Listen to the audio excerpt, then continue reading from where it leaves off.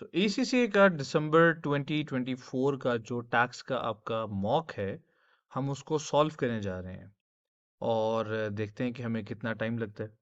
So without wasting any time let's move to section A. और अगर हम move करें, हमारे पास जो पहला क्वेश्चन आ रहा है, अगेन दैट्स एन एमसीक्यू जो कि 2 नंबर का है, जिसमें इनकम टैक्स लाइबिलिटी मांग रहा है टैक्स ईयर 23-24 के लिए। क्वेश्चन में सिनेरियो अगर देखें तो junior receive the following income for the tax year 23-24। अब इनकम में क्या क्या है? First we have the property income, then building society interest and then dividend. तो इसका मतलब है तीनों कैटेगरीज की इनकम दी हुई है, सेविंग, नॉन सेविंग और डिविडेंड। सो हम कंपटीशन बना लेते हैं, non saving income, dividend income. Format proper रखने की जरूरत नहीं है because it's an MCQ. So 17250, 18,000 and 16,000 pounds. So अब यहाँ पे हम इसका माइनस करेंगे पर्सनल अलाउंस 12570। और जैसे ही हम इसका पर्सनल अलाउंस माइनस करेंगे तो ये आ जाएगी हमारे पास टैक्सेबल इनकम। अब नॉन सेविंग इनकम आ गई आपके पास टैक्सेबल 4860 पाउंड्स की, इसके ऊपर आप लगा देंगे 20%। अब यहाँ पे हमारा जो स्टार्टिंग बैंड है 5000 वाला वो यूज हो रहा है बेसिकली, क्योंकि स्टार्टिंग बैंड क्या सीन था उसका कि हमारी नॉन सेविंग इनकम का रेट तो 20% ही था, लेकिन उसमें जो सेविंग का रेट था वो हमारा 0% था। इसका मतलब है अब सेविंग इनकम में से जितना भी बच गया, सॉरी बैंड में से 5000 में से जितना भी बच गया, नॉन सेविंग इनकम का उतना हिस्सा जो है वो 0% पे टैक्स अप्लाई होगा। और इसमें ये भी याद रखिएगा कि जो स्टार्टिंग बैंड है वो निल रेट बैंड यूज करने से पहले यूज करना होता है आपने। अच्छा, यहाँ पे एहतियातन मैं इस इंडिविजुअल की टोटल इनकम कैलकुलेट कर लेता हूँ टैक्सेबल। सो टैक्सेबल टोटल इनकम है 38,680। ये मैंने क्यों कैलकुलेट किया? जस्ट टू डिटरमिन कि ये जो इंडिविजुअल है whether he is a basic rate tax payer या हायर रेट टैक्स पेयर। और क्लियरली यहाँ पे मुझे नजर आ रहा है he is a higher rate tax payer, तो सेविंग इनकम का जो निल रेट बैंड है दैट वुड बी 500 पाउंड। अब यहाँ पे टैक्स किस तरह लगेगा सेविंग इनकम पे? पहले 320 पाउंड पे 0%। अब 320 पाउंड कौन से हैं? जो 5000 वाले बैंड में से बचे हैं, क्योंकि 5000 में से 4680 नॉन सेविंग ने यूज किया, बाकी 320 बच गया, उसके ऊपर जीरो। फिर सेविंग इनकम के अगले 500 पे आप टैक्स लगाओगे अगेन 0% पे because of the availability of the nil rate band. And उसके बाद जो है हमारे पास आ जाएगा रिमेनिंग सेविंग इनकम। ब्रैकेट में कैलकुलेशन कर लेते हैं, 18,000 में से आप पहले माइनस करो 320, फिर आप माइनस करो 500। अब रिमेनिंग जो मेरे पास रह गई है नॉन सेविंग इनकम, इसके ऊपर टैक्स लगेगा 20% पे, तो मैं 0.2 से इसको मल्टीप्लाई कर देता हूँ एंड दैट्स इट। फिर आते हैं डिविडेंड इनकम पे। अब डिविडेंड इनकम पे सबसे पहले तो निल रेट बैंड है 1000 का, तो उस पे तो टैक्स रेट 0 लगेगा। अब कितनी बाकी इनकम ऐसी है जो कि जानी है हायर रेट बैंड में, क्योंकि मुझे ये भी तो देखना है। तो उसके लिए बेसिक बैंड की एक वर्किंग बना लेते हैं, एक रफ वर्किंग। 37,700 की हमारे पास बेसिक बैंड की लिमिट थी। नॉन सेविंग इनकम ने इसमें से यूज किया 4680, सेविंग इनकम ने इसमें से यूज किया 18,000। तो अगर मैं माइनस करूं तो पीछे हमारे पास बच रहा है 15020, राइट? तो 15020 का मतलब ये है कि डिविडेंड इनकम का जो कि 16,000 है, 15020 पे टैक्स लगना था using the basic rate band वाला रेट, और बाकी पे लगना था हाई रेट बैंड वाला। लेकिन इसमें भी 1000 तो निल रेट बैंड ने यूज कर लिया जो कि डिविडेंड का अपना था। रिमेनिंग जो मेरे पास बच गया, रिमेनिंग जो मेरे पास अमाउंट बच रही है दैट वुड बी 14020। तो 14020 of the dividend income would be taxed eight 8.75%। और रिमेनिंग जो हमारी डिविडेंड इनकम है उसके ऊपर आप टैक्स लगा दोगे 33.75% पे। लेकिन रिमेनिंग बची कितनी? ब्रैकेट में देख लो, ये टोटल इनकम थी, माइनस पहले किया 1000, फिर हमने माइनस किया 14020, और इसके बाद जो भी बचेगा उसके ऊपर टैक्स लगा देंगे 33.75% पे। That's it. सम कर लेते हैं टोटल इनकम। सो जब इन तीनों टोटल्स का हमने टोटल किया तो हमारे पास जो इनकम टैक्स लाइबिलिटी आ रही है जूनियर की, दैट इज 5929, राउंड ऑफ करें तो 5930 बनती है, यानी इसका answer is option C. Next question पे मूव करते हैं। नेक्स्ट क्वेश्चन में रिक्वायरमेंट अगर देखें तो कह रहा है कि टैक्सेबल बेनिफिट हमें कैलकुलेट करना है पीटर के लिए in respect of the laptop. तो पीटर को कोई लैपटॉप मिला है जिसका टैक्सेबल बेनिफिट कैलकुलेट करना है फॉर टैक्स ईयर 23-24। कहते हैं Peter is employed by Buffalo PLC. He was provided with a laptop for private use on 6th October 2022. अक्टूबर 2022 में लैपटॉप मिला, इसका मतलब है टैक्स ईयर 22-23 में लैपटॉप मिला था। The market value of the laptop when provided to an employee was for private use was 3800। इसका मतलब है जब इस पे यूज ऑफ एसेट का बेनिफिट हम कैलकुलेट कर रहे थे तो वो 3800 का 20% कैलकुलेट करेंगे। And the market value and the laptop had a market value of 2200। Market value तो इररिलेवेंट है।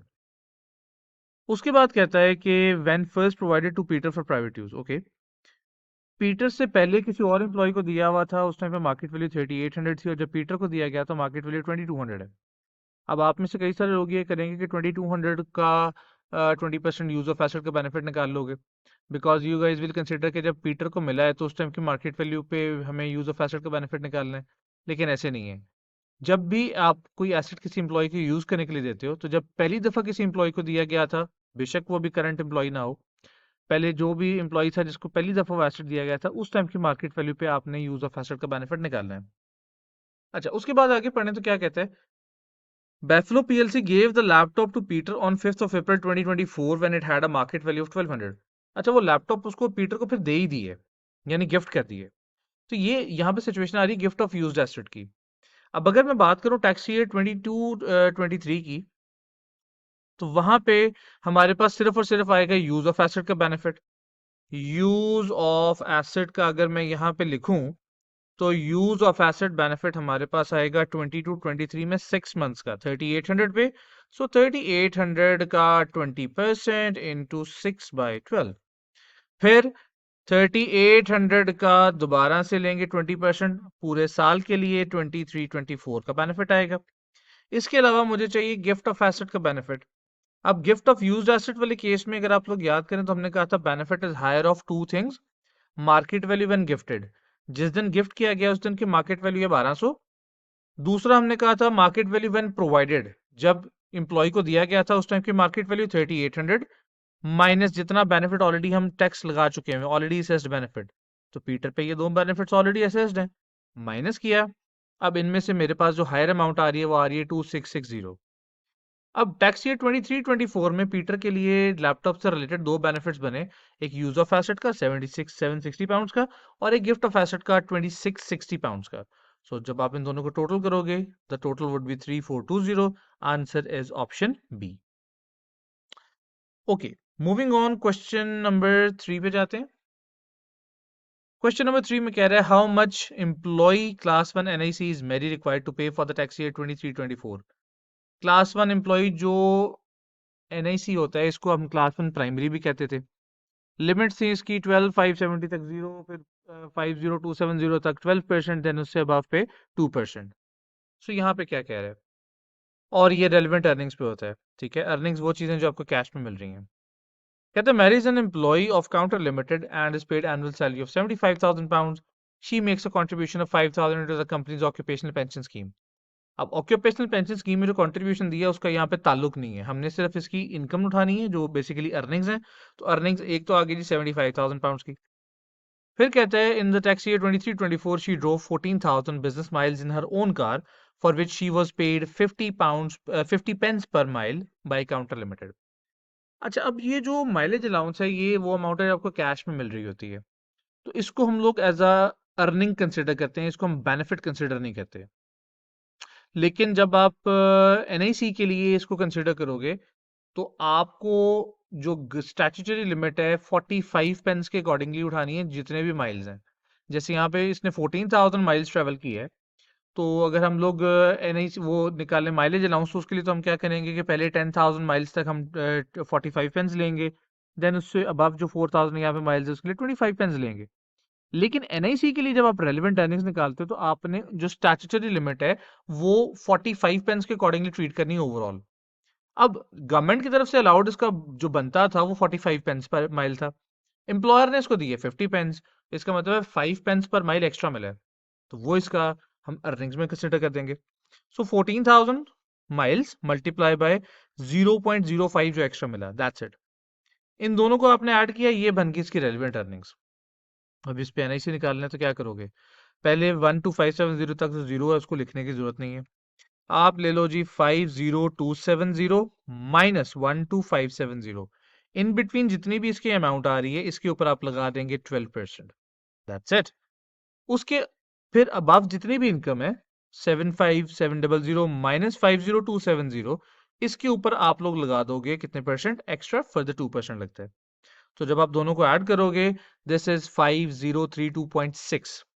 अब पॉइंट में आ रहा है, लेकिन जो इसने ब्लैंक दिया हुआ है, एमसीक्यू हो तो ऑब्वियसली हम फिर नियरेस्ट वाला उठाते हैं, लेकिन अगर इसने ब्लैंक दी हुई है और ब्लैंक में देखो इसने पाउंड का साइन डाला हुआ है, इसका मतलब है मुझे नियरेस्ट पाउंड पे इसको राउंड ऑफ करना है। तो इसका आंसर जो मैं यहाँ पे लिखूंगा दैट वुड बी 5033 पाउंड्स, बगैर किसी कॉमा के। ठीक है, कोई डेसिमल प्लेसेस आपने इसमें एंटर नहीं करनी। Moving on, next question number 4 आ गया जी हमारे पास। यहाँ पे कह रहे हैं जी what is the taxable benefit for Judy in the tax year 23-24। Judy is provided with accommodation by her employer, so accommodation employer ने दी है, which the employer purchased 35 years ago at a cost of 74,500। अच्छा, accommodation employer की owned है, तो और employer ने खरीदी थी 74,500 पाउंड्स की। अब 75,000 पाउंड से कम की खरीदी है, तो इसका मतलब है कोई एक्सपेंसिव अकोमोडेशन बेनिफिट नहीं कैलकुलेट करना। अब यहाँ पे क्वेश्चन में ट्रिक ये है कि वो उसने कहा कि 35 ईयर्स पहले खरीदी है अकोमोडेशन। अब वो हमारे ज़हन में ये होता है कि अगर 6 साल से ज़्यादा है तो हम मार्केट वैल्यू यूज़ कर लेंगे, वो सही है। लेकिन मार्केट वैल्यू की आपने तब यूज़ करनी है जब आपने एक्सपेंसिव अकोमोडेशन बेनिफिट कैलकुलेट करना है। और आपका जो एक्सपेंसिव अकोमोडेशन बेनिफिट है वो कैलकुलेट करना कब है, जब एम्प्लॉयर ने अकोमोडेशन खरीदी जो है वो 75,000 से ज़्यादा है, when cost is more than 75। अब यहाँ पे कॉस्ट इज लेस देन 75, तो मुझे एक्सपेंसिव अकोमोडेशन बेनिफिट कैलकुलेट करने की ज़रूरत नहीं है, सिर्फ यहाँ पे एनुअल जो वैल्यू है वो आएगी। तो कहते हैं property has an annual value of 2600। Annual value यानी जो एनुअल रेंट है 2600, वो मैं यहाँ पे लिख लेता हूँ, इसका बेनिफिट आ गया। उसके बाद कहते हैं मार्केट वैल्यू जो दी हुई है 245 की, ये इरेलीवेंट है, इसको इग्नोर करें। आगे कहते हैं Judy paid 250 pounds per month to her employer to live in the property. तो उसने प्रॉपर्टी में रहने के लिए एम्प्लॉयर को पैसे दिए हैं, तो जो एम्प्लॉयर को पैसे दिए वो माइनस कर लो, so that would be 250 into 12। Employer को उसने दिए 3000 पाउंड, ये क्या चक्कर हुआ, बेनिफिट बन रहा था 2600 पाउंड का, लेकिन इसने एम्प्लॉयर को 3000 पाउंड दे दिया, तो टेक्निकली तो उसको तो बेनिफिट हुआ ही नहीं है, तो आंसर वुड बी 0।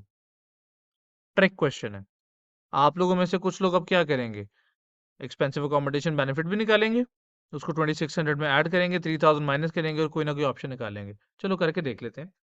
अगर यहाँ पे मैं एक्सपेंसिव अकोमोडेशन बेनिफिट निकाल लूँ 245,000 के अकॉर्डिंगली, सो 245 माइनस 75,000, और इसका लेते हैं जी आप 2.25%, और इनको अगर आप ऐड करते हो तो आपके पास 3425 ऑप्शन ए आ रहा है, देखो। ठीक है, किसी तरीके से आपका ऑप्शन बी भी निकलेगा। फिर कुछ लोग कहेंगे अच्छा ठीक है, एक्सपेंसिव अकोमोडेशन बेनिफिट कैलकुलेट नहीं करना, 2600 का सीधा उठा के बेनिफिट लिख देंगे, एम्प्लॉई ने जो कंट्रीब्यूशन दिया उसको इग्नोर कर देंगे, वो ऑप्शन डी लिख लेंगे। तो आपको जरा थोड़ा सा होशो हवास में रह के सारा काम करना है, ये मेक श्योर कीजिएगा please. Alright, so moving on to the next question number 5। Question number 5 में अगर आए तो यहाँ पे कह रहा है what are the maximum capital allowances that Blue Cheese Limited could claim in the year ended 31st of March 2024। So Blue Cheese Limited, इसका मतलब है कंपनी की बात हो रही है।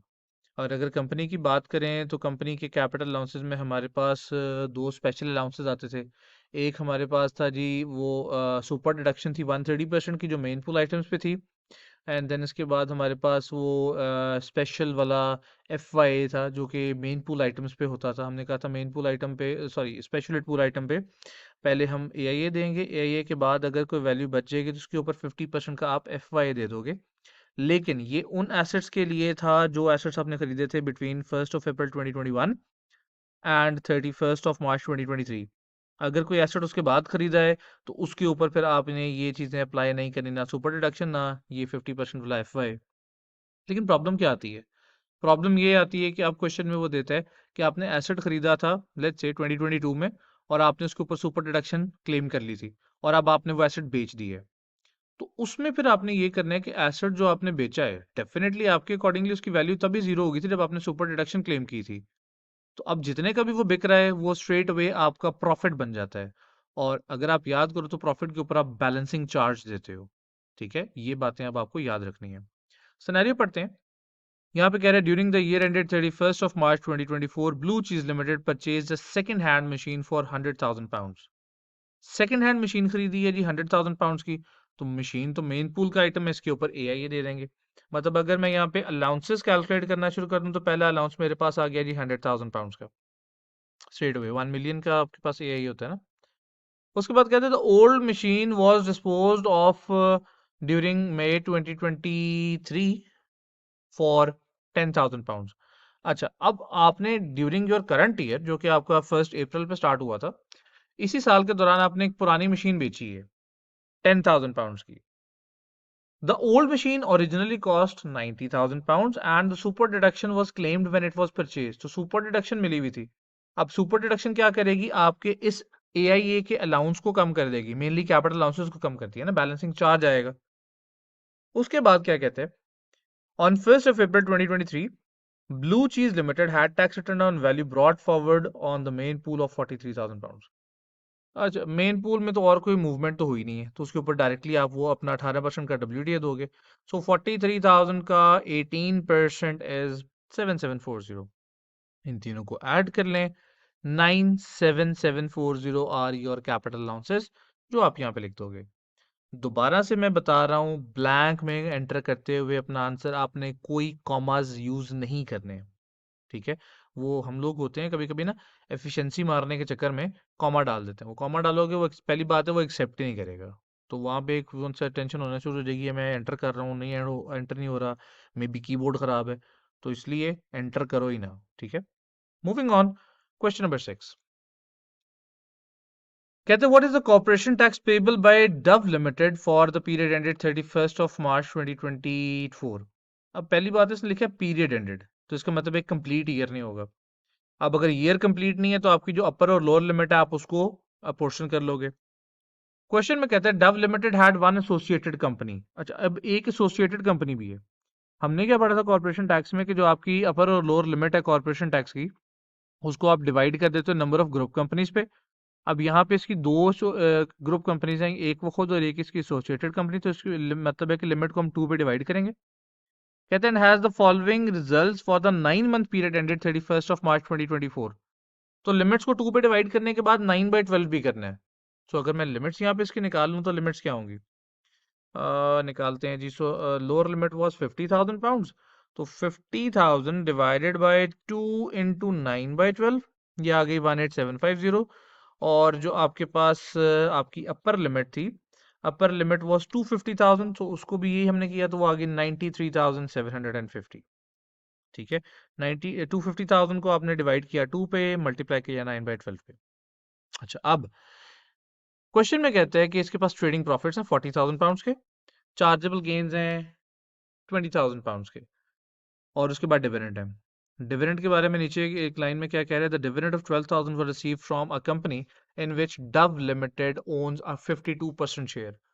तो ग्रुप कंपनी का डिविडेंड तो हम वैसे ट्रीट नहीं करते, यानी यहाँ पे अगर मैं कैलकुलेशन करूं, सो दैट वुड बी 40,000 एंड 20,000, दोनों को ऐड करें 60,000 का आपके पास आ गया TTP, ठीक है। और यही आपका ऑगमेंटेड प्रॉफिट भी है। अब ये 60,000 इज बिटवीन 18,750 एंड 93,750, तो इसका मतलब है ये मीडियम कंपनी है। तो मीडियम कंपनी का मार्जिनल रिलीफ के थ्रू टैक्स लगता था। टैक्स कितना लगेगा, सबसे पहले तो आप इस 60,000 को मल्टीप्लाई कर दोगे 25% से। अब इसमें से माइनस करना है आपने मार्जिनल रिलीफ। उसका फॉर्मूला क्या था, फॉर्मूला वाज अपर लिमिट, जो कि इस केस में 93,750 है, माइनस ऑगमेंटेड प्रॉफिट, जो कि यहाँ पे 60,000 ही है, मल्टीप्लाई आप इसको करते थे फ्रैक्शन से, जो कि थी 3/200, फिर आप इसको मल्टीप्लाई करते थे फॉर्मूला से, और वो फॉर्मूला आगे क्या था, TTP divided by augmented profit. So again that 60,000 divided by 60,000, तो 1 ही है, तो अगर वो ना भी लिखें तो कोई मसला नहीं है। ये आपके पास आ गया मार्जिनल रिलीफ। मार्जिनल रिलीफ को अगर मैं इसमें से माइनस करूं 15,000 में से, सो ये जो बाकी बचा 14493.75, this is your corporation tax liability. So मेरे पास जो क्लोजेस्ट आंसर आ रहा है that is answer option C, अगर इसको राउंड ऑफ करें तो वो बनेगा। होपफुली यहाँ तक चीज़ें हमें समझ आ रही हैं। अभी तक अगर मैं रफली देखूं तो हमें 19 मिनट्स लगे हैं, और इन 19 मिनट्स में हमने 6 क्वेश्चंस सॉल्व कर लिए हैं। और इन 19 मिनट्स में अगर मैं बात करूं तो अभी तक जो है हम लोग चीज़ें एक्सप्लेन करके मैं सॉल्व कर रहा हूं आपके साथ, लेकिन जब आप एग्ज़ाम में होगे तो एग्ज़ाम में आपको ऑब्वियसली इतना टाइम नहीं लगेगा, ये आप लोग विद इन 13-14 मिनट्स इसको सॉल्व कर लेंगे।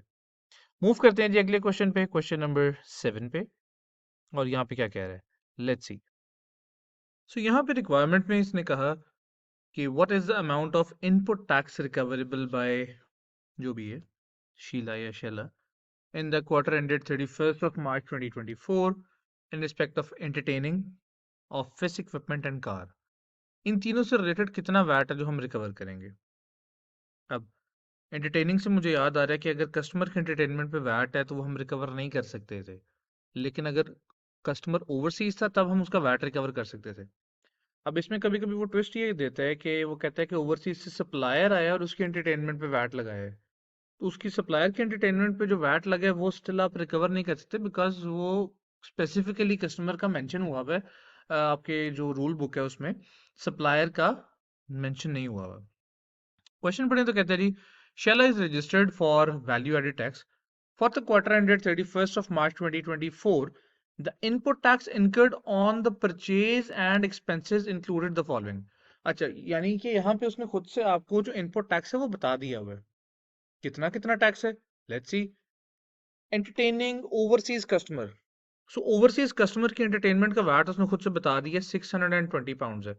ये तो हम रिकवर कर सकते हैं। अब ये जो रिकवर हो सकता है इसको हम साथ साथ लिख लेते हैं। यहाँ लिखते हैं जी हम 620।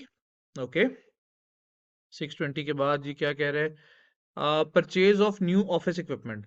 ऑफिस इक्विपमेंट खरीदा है, उसके ऊपर वैट हम रिकवर कर सकते हैं, बिल्कुल कर सकते हैं, 1550। लेकिन शर्त क्या थी कि वो इक्विपमेंट जो है वो ऑफिस के लिए यूज हो रही है और डेफिनेटली ट्रेड के लिए यूज हो रही है, क्योंकि इसने कहीं नहीं कहा कि वो यूज नहीं हो रही। लास्ट क्या कहता है, purchase of a new car. अब गाड़ी खरीदी है तो उसके ऊपर आप वैट रिकवर कर सकते हो, यस, लेकिन अगर गाड़ी 100% बिजनेस के लिए यूज हो रही है, 1% भी अगर प्राइवेट यूज है तो आप वैट रिकवर नहीं कर सकते हो। तो यहाँ पे वही कहते हैं, purchase of car for business and private use, तो इस पे तो रिकवर नहीं हो सकता, बस इन दोनों को ऐड किया, 2170 का वैट रिकवर करेंगे। Answer would be option C. Moving on, question number 8। अब यहाँ पे क्या कह रहे हैं, what amount of VAT is payable by Destiny to HMRC in respect of the year ended 31st of March 2024। VAT पे कितना करना है।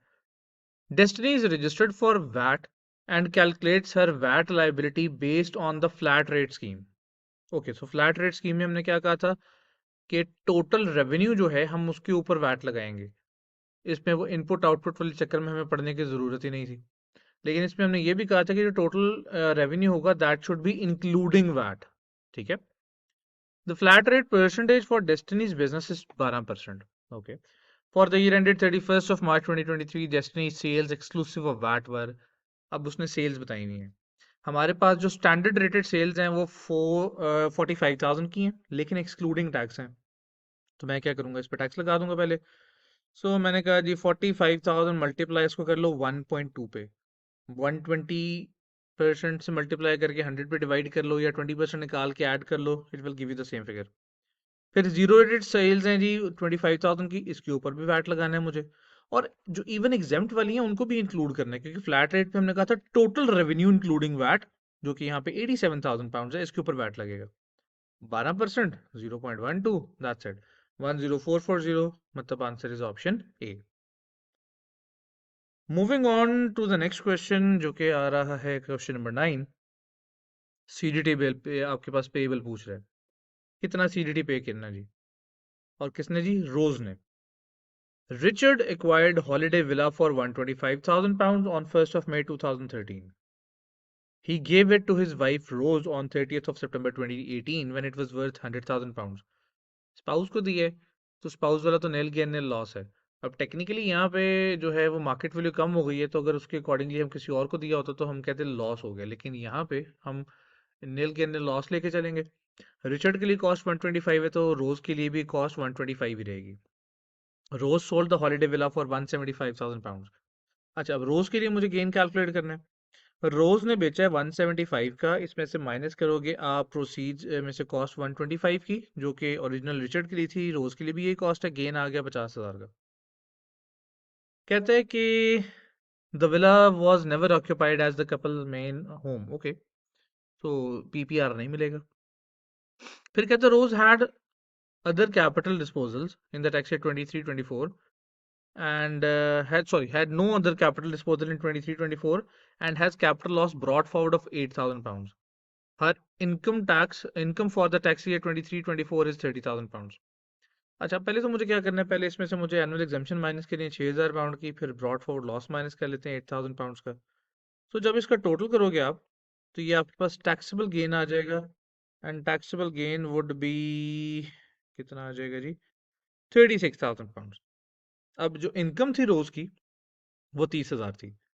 इसका मतलब है कि हमारे पास जो लिमिट अवेलेबल है 18% लगाने के लिए वो सिर्फ 7700 है। टैक्स कैसे लगेगा? 7700 के जो गेन्स हैं उनके ऊपर आप लगा दोगे 18%। इससे अब आप जितने भी गेन्स हैं, कैसे, 36,000 माइनस 7700, जो भी रिमेनिंग गेन्स हैं उनके ऊपर लगा दोगे आप 28%। इन दोनों को ऐड कर लो, दैट इज 9310। ये सीजीटी लाइबिलिटी आ गई जो कि रोज की आपको पे करनी पड़ेगी। मूविंग ऑन, क्वेश्चन नंबर 10 पे चलते हैं।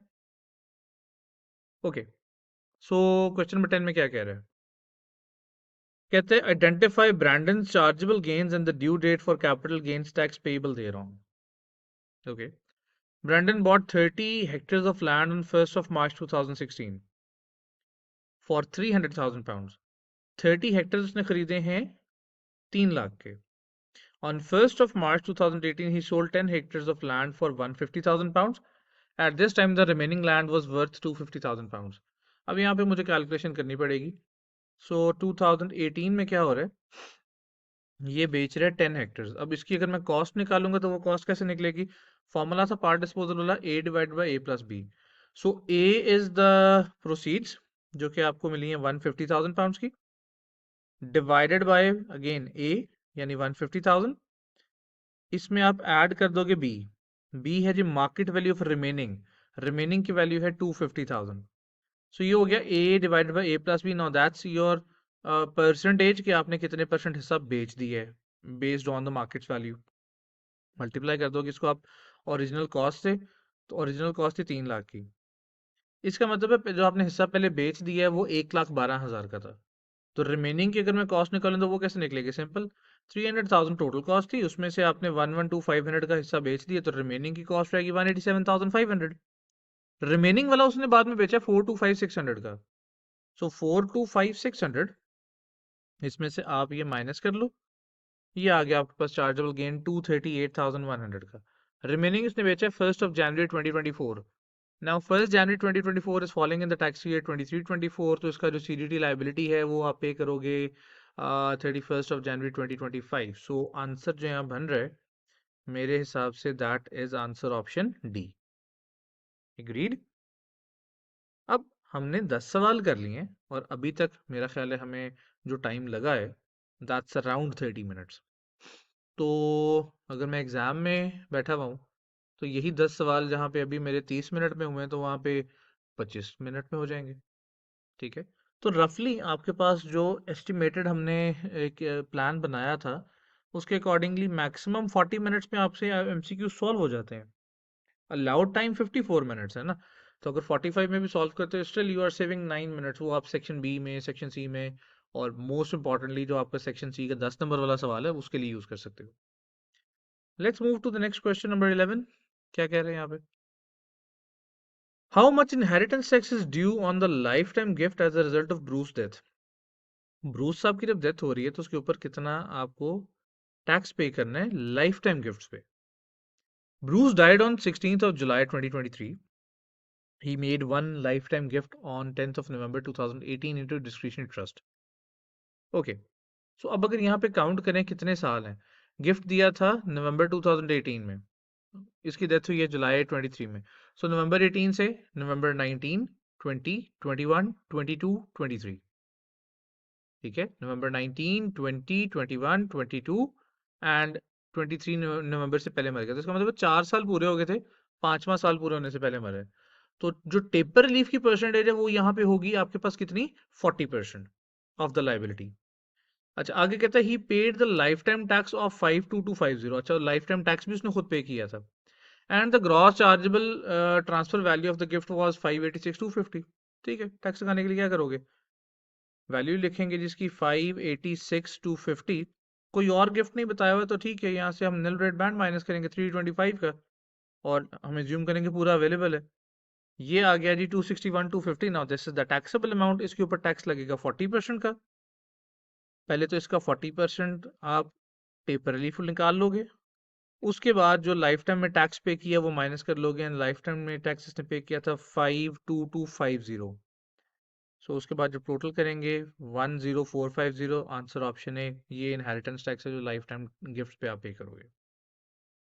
Question number 12, how much inheritance tax is payable on Brian's death estate. अच्छा, अभी तक अगर आप गौर से समझें, हमने एमसीक्यूज में इनकम टैक्स को देख लिया, कॉर्पोरेशन टैक्स को देख लिया है, वैट को देख लिया है, सीजीटी को देख लिया है, आईएचटी को देख लिया। इसका मतलब स्किप कुछ नहीं कर रहा, और इवन वो एनआईसी भी उसने निकलवा ली है मेरे से, राइट। सो अगेन, कुछ भी एग्जाम में छोड़ के जाना बेवकूफ़ी होती है। अभी भी अगर आपकी कोई ऐसी चीज़ है जो आपने रिवाइज नहीं की हुई, तो मेक श्योर करें कि आप उसको एटलीस्ट एक दफ़ा रीड ज़रूर दें, ठीक है, ताकि एग्जाम में वो आपको किसी ना किसी तरीके बचा ले। तो यहाँ पे इनहेरिटेंस टैक्स आपसे पूछ रहा है payable on Brian's death estate. Estate पे अब टैक्स निकालना है। सो क्या था जी, Brian died on 11th of December 2023 and left an estate worth 1276000 12,76,000 to his daughter. Brian's main residence, valued at 300,000, was included in the total estate. अब state में residential property included है, तो इसका मतलब है कि जो रेजिडेंशियल निल रेट बैंड है वो भी मिलेगा। Brian made a transfer to his sister on 18th of June 2018 worth to 20,000 pounds. Life time में उसने एक पेट दिया हुआ है अपनी सिस्टर को। अब ये जो पेट है ये डेथ के पिछले 7 साल में आ रहा है, तो इसका मतलब है ये आपका निल रेट बैंड को रिड्यूस करेगा, ठीक है। और 220,000 पाउंड्स का उसने गिफ्ट दिया, तो ऑब्वियसली इसमें से फिर आप एनुअल एग्जाम्पशंस भी माइनस करोगे। सो 214 से आपने रिड्यूस करना है अपना निल रेट बैंड। खैर, हमें स्टेट पे टैक्स निकालना है, तो क्या करेंगे, स्टेट वैल्यू लिखते हैं 1276000 minus your residential nil rate band minus करेंगे आपका निल रेट बैंड जो कि था इसका 325,000 माइनस 214,000। अगेन 214 कैसे आया, 220 में से आपने दो एग्जाम्पशन माइनस किए। अब जो हमारे पास टैक्सेबल स्टेट आ रही है वो आ रही है 990,000, और इसके ऊपर आप डायरेक्टली लगा लोगे 40%। ये आ गया 396,000 पाउंड्स, एंड दैट्स इट। ये आप ब्लैंक पे लिख दोगे। मूविंग ऑन, नेक्स्ट क्वेश्चन पे जाते हैं और देखते हैं नेक्स्ट क्वेश्चन में क्या कह रहे हैं। तो theory, which of the following statements concerning self assessment tax return for individual is true. Individual के टैक्स रिटर्न के बारे में क्या चीज ठीक है। कहते हैं individual with the tax payable of less than 1,000 pounds for a tax year are not required to file a return। नहीं, ये जो 1,000 से नीचे था जिसकी आपके पास टैक्स पेबल की अमाउंट, उसका हमने कहा था पेमेंट ऑन अकाउंट देने की जरूरत नहीं है, लेकिन रिटर्न तो स्टिल जमा कराना था, तो ये गलत कह रहे हैं। सेकंड कहता है individuals are only required to file tax return for the year if they receive notice to deliver. ये भी गलत कह रहे हैं, रिटर्न तो हमने सबमिट करवाना ही होता है। फिर क्या कहते हैं, and an individual all individuals who submit a tax return on time are able to have their tax payable calculated by HMRC। well yes, ये ठीक कह रहे हैं। कुछ लोग, मैंने आपको बताया था कि पेपर बेस्ड रिटर्न भी जमा करवाते हैं। अब पेपर बेस्ड रिटर्न की डेडलाइन थी 31 October following the end of the tax year. अब जो बंदा टाइम पे जमा करवाएगा वो फिर HMRC को भी कह सकता है कि जी मुझे लाइबिलिटी कैलकुलेट नहीं करनी आती है, आप मुझे कैलकुलेट करके दे दो। ऑनलाइन अगर रिटर्न फाइलिंग पे आप जाते हो तो उसमें तो ऑटोमेटिकली वो आपको कैलकुलेट करके दे देता है, लेकिन अगर आप मैनुअली जा रहे हो और टाइम पे सबमिट करा रहे हो तो आप HMRC वालों से लाइबिलिटी कैलकुलेट करवा सकते हो। So that's correct. इसका जो आंसर बन रहा है वो ऑप्शन सी बन रहा है। डी भी पढ़ लेते हैं क्योंकि थ्योरी है। कहता है the tax return for an individual covers income tax, yes, class 1, class 2 and class 4 NAC and CGT payable. कई लोग आप में से इसको ठीक करेंगे, लेकिन एक गलती करोगे। वो गलती क्या है, आप लोग भूल जाओगे कि इनकम टैक्स रिटर्न में आपका क्लास 1 NAC नहीं आता। क्लास 1 NAC एम्प्लॉयर ने अलग से जमा कराना होता है, वो आपने खुद से डिक्लेयर नहीं करना होता। तो इसका आंसर ऑप्शन डी जो है वो गलत है। मूविंग ऑन, क्वेश्चन नंबर 14 क्या कह रहा है, What is the deadline for Kai to make an amendment to his tax return for the tax year 22-23? And by what date will HMRC have to notify if they intend to carry out a compliance check to into his return? Select the appropriate box. Okay. For the tax year 23-24, Kai filed a paper self-assessment return on 10th of August 2023. अब return उसने submit करवाया है 10th अगस्त 2023 में 22-23 की जो actual filing date थी वो थी 31 जनवरी 2024। तो अमेंडमेंट 31 जनवरी 2024 से आगे 12 महीने तक की जा सकती है। ठीक है, 12 मंथ्स का टाइम पीरियड है, लेकिन 12 मंथ्स फ्रॉम था आपकी जो लेटेस्ट वाली फाइलिंग डेट है जो कि 31 जनवरी 2024 बनती है। तो उससे आगे जाओगे तो ये बनेगी आपके पास 31 जनवरी 2025। इसका मतलब है आंसर आपके पास बी या डी में से कोई एक है। ओके, अब इसने जो रिटर्न अपना सबमिट करवाया वो 10 अगस्त 2023 को करवाया। अब HMRC ने अगर कंप्लायंस चेक शुरू करना है तो वो जिस डेट पे आपने एक्चुअली रिटर्न सबमिट कराया उसके 12 महीने के अंदर आपको नोटिस भेजना होता है। तो HMRC का कंप्लायंस चेक के लिए जो नोटिस है वो आना चाहिए बाय 10 अगस्त 2024। तो इसका आंसर बनेगा option B. Let's move to the last MCQ। So self assessment पे आ गया जी। कहते हैं what payment on account will Gilbert have to make on 31st of July 2024 in respect of his tax liability for the tax year 23-24। Payment on account की बात हो रही है। गिलबर्ट्स, अच्छा पेमेंट ऑन अकाउंट का क्या सीन था? पेमेंट ऑन अकाउंट में हमने पढ़ा था कि पिछले साल की रेलेवेंट अमाउंट का 50% पेमेंट ऑन अकाउंट देनी है, पहली भी और सेकंड भी। अब 31 जुलाई 24 को सेकंड पेमेंट ऑन अकाउंट जा रही है टैक्स ईयर 23-24 की। अब 23-24 की जो पेमेंट ऑन अकाउंट है वो 22-23 के टैक्सेस के बेसिस पे जाएगी। रेलेवेंट अमाउंट में दो चीजें आती थी, इनकम टैक्स पेएबल और क्लास 4 NAC, और माइनस करते थे हम डिडक्शन एट सोर्स। अब यहाँ पे इसने तीन चीजें नहीं है, income tax payable, class 4 NAC और CDT। अगर आप इनकम टैक्स लाइबिलिटी और क्लास 4 NAC को ऐड करो तो ये बनता है जी आपका 620। तो 620 का 50% वुड बी 310। आप आंसर ये लगाएंगे, लेकिन ये तो गलत हो जाएगा क्योंकि हमने अभी एक दो MCQ पहले बात की है, मैंने पॉइंट आपको रिकैप भी करवाया है। हमने एक चीज पढ़ी थी कि payment on account is not required if the relevant amount for the previous year is less than 1000 pounds। relevant amount जो कि 620 बन रही है, it is definitely less than 1000 pounds। तो इसका मतलब है 23-24 की मुझे कोई पेमेंट ऑन अकाउंट देने की जरूरत नहीं है। सो इसका जो आंसर बनता है दैट इज ऑप्शन डी। ये जी हमारे MCQs जो हैं वो कंप्लीट हो गए and it only took 40 minutes max. 40 minute with explanation बहुत सुकून से हमने किए हैं। तो आप खुद अंदाजा लगा सकते हैं कि अगर आपके पास एग्जाम में 54 मिनट्स हैं तो 54 मिनट्स के अंदर आप इसको बहुत सुकून से कर सकते हो। और डेफिनेटली आप जब एग्जाम में होते हो, आप जल्दी जल्दी चीज़ों को पढ़ भी रहे होते हो, आपकी प्रैक्टिस भी हुई होती है, तो आप और बेहतर परफॉर्म करते हो। मूव करते हैं जी अब इसके बाद सेक्शन बी पे।